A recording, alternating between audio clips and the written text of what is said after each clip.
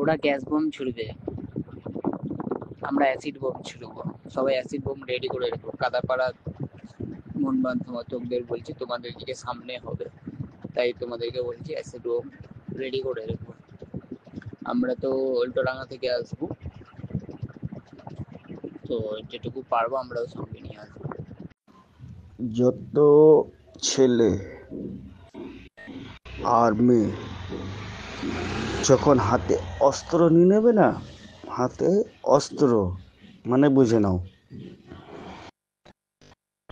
তখন দেখবে এই যে পুলিশ যে বাড়াবাড়ি করছে না, সব ঠান্ডা হয়ে যাবে। ওরা লাঠি চালাবে, আমরা চালাবো অস্ত্র।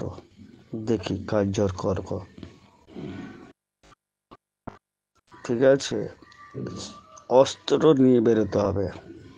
তরোয়াল, নেপালা, এইসব অস্ত্র।